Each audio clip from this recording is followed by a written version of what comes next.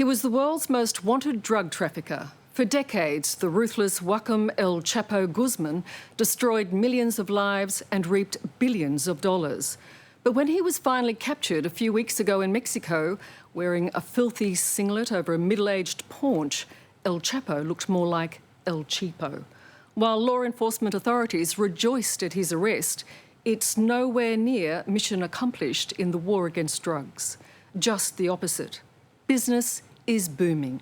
Record amounts of narcotics are still being smuggled around the world, including Australia.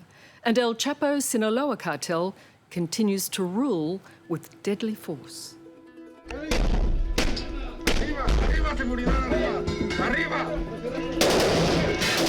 It was bloody and violent. Mexico's elite Marines were taking no chances when recapturing the world's biggest drug dealer, Joaquim El Chapo Guzman.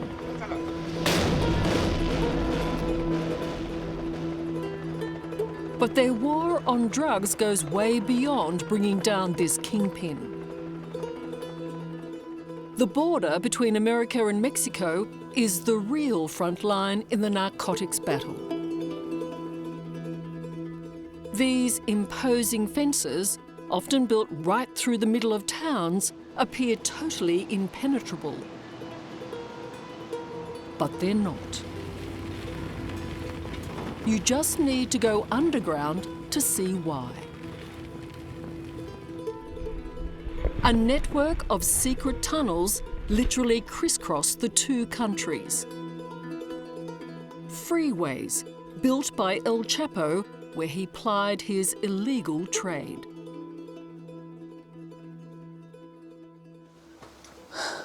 What I find extraordinary is that this tunnel is 70 feet deep. That's about 23 to 24 metres.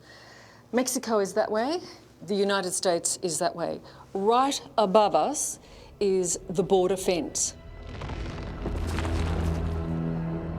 It is amazing that such a huge tunnel like this could be built like someone like El Chapo, right under the feet of authorities.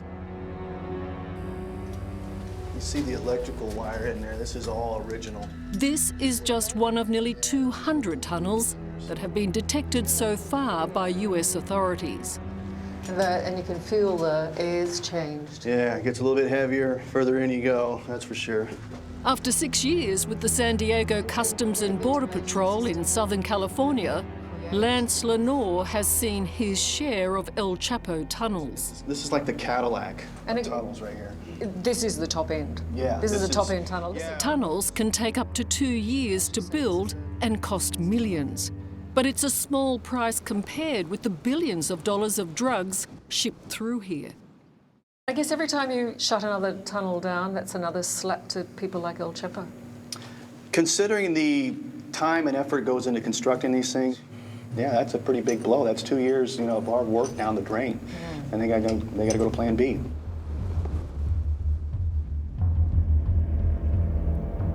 El Chapo didn't need plan B when authorities thought they'd well and truly locked him away 2 years ago in Mexico's Altiplano maximum security prison. Last July, he simply got his tunnel men to engineer and dig him a daring escape. Prison cameras see El Chapo calmly walk to the shower block in the corner of the cell. 6 seconds later, he's gone. Into a ventilated tunnel already rigged with lights, he jumps on this motorbike bolted to rail tracks and disappears.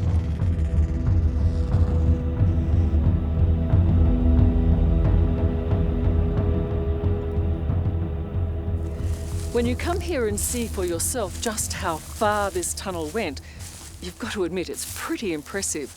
It started at the jail there, went all the way underneath these cornfields, right along here to this house nearly 2 kilometres away.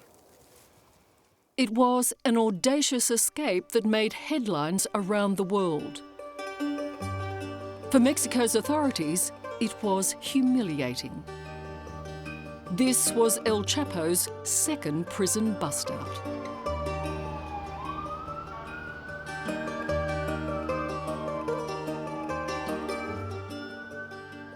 He's the Houdini of the criminal world. Would you agree? Absolutely. The Sinaloa cartel controls. Jim Dinkins, a former director of America's Homeland Security investigations, had been tracking the drug king for over a decade. Do you have a begrudging admiration for that? No, because you can't admire somebody with that much evil in them. Is he evil? Is that what he is? Well, it's hard not to be evil if you're responsible for the deaths of hundreds of people.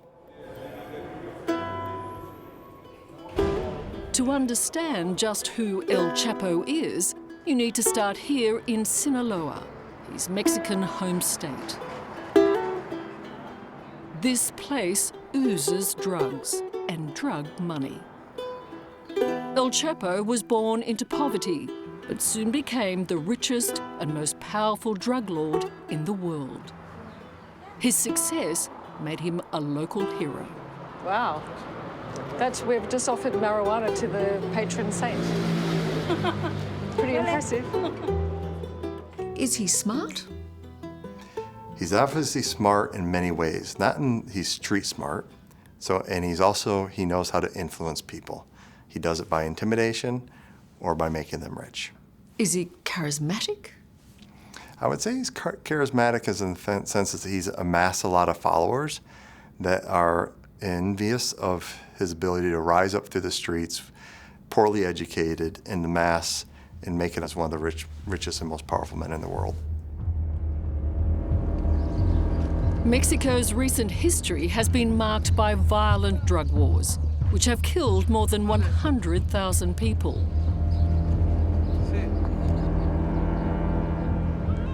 El Chapo's Sinaloa cartel is among the most vicious.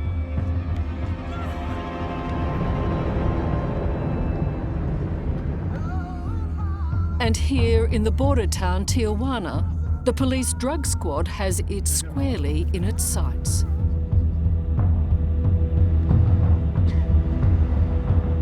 But enforcing the law is not easy when so many in the community are on the receiving end of bribes.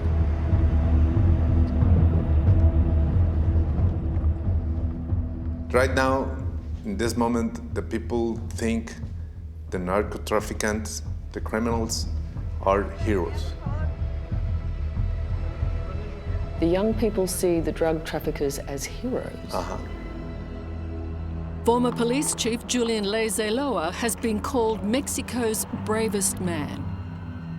8 times he's been targeted by the drug cartels, and the last time, last year, they almost won. As he sat in a car, a gunman walked up and shot him at close range. It was 3 shots.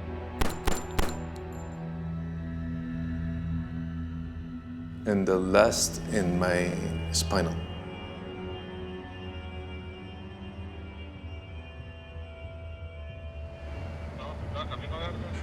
In the streets of Tijuana, 6 drug cartels vie for dominance and the huge drug profits. El Chapo's cartel controls 60% of the drug market, which earns him about $3 billion a year. And a slice of those profits comes from Australia.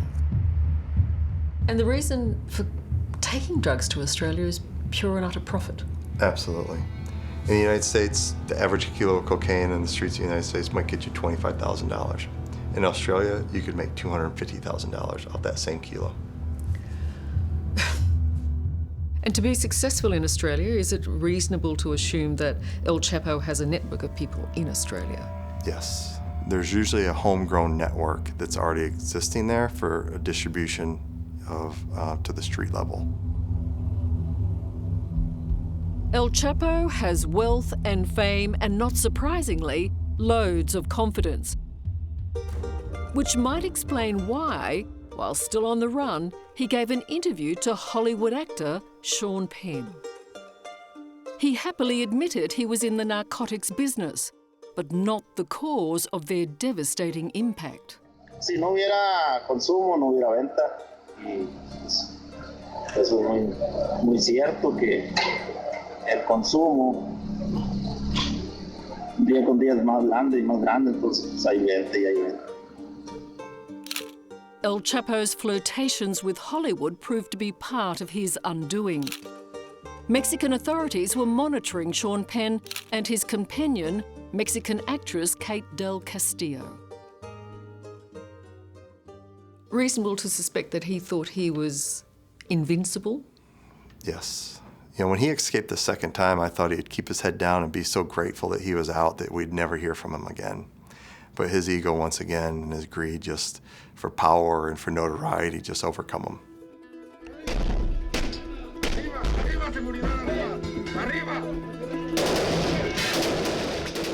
Just 6 months after his daring prison escape, Mexican Marines cornered the drug lord in Los Mochis on the country's east coast. El Chapo's last moments of freedom were violent.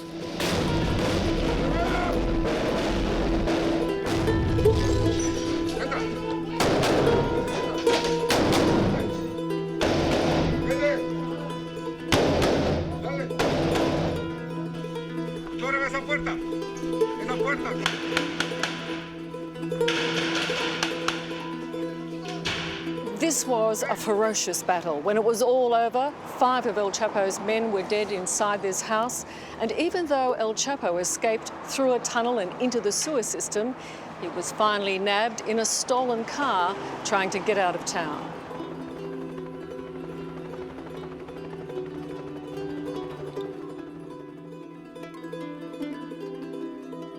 What is he thinking? At that moment, he's blaming himself for having been so arrogant to get caught again.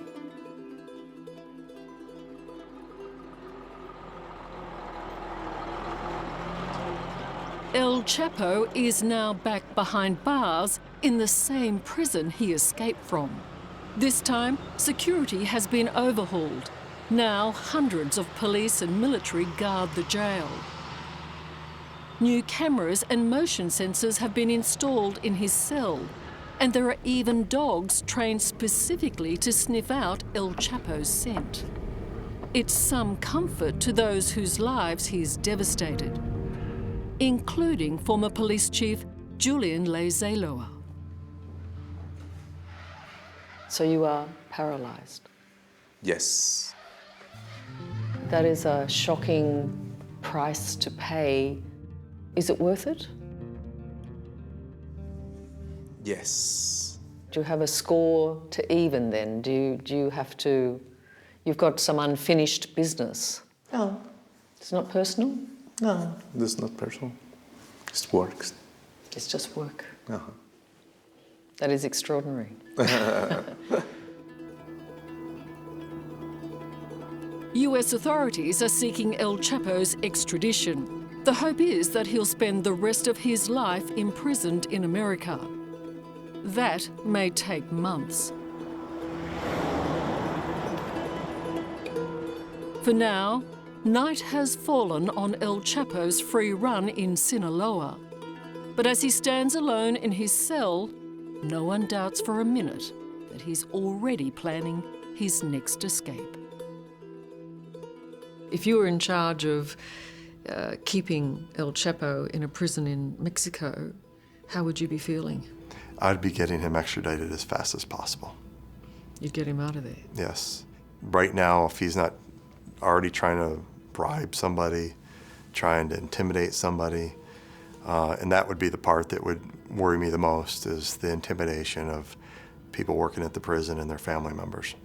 Even from inside his cell, he'd be working it. Yeah, he has a whole corporation of criminals outside those doors that were already planning for if he ever got arrested, what would we do? So he's had time to think of that. And I would want him out of my jail and out of my prison and out of my country as fast as possible.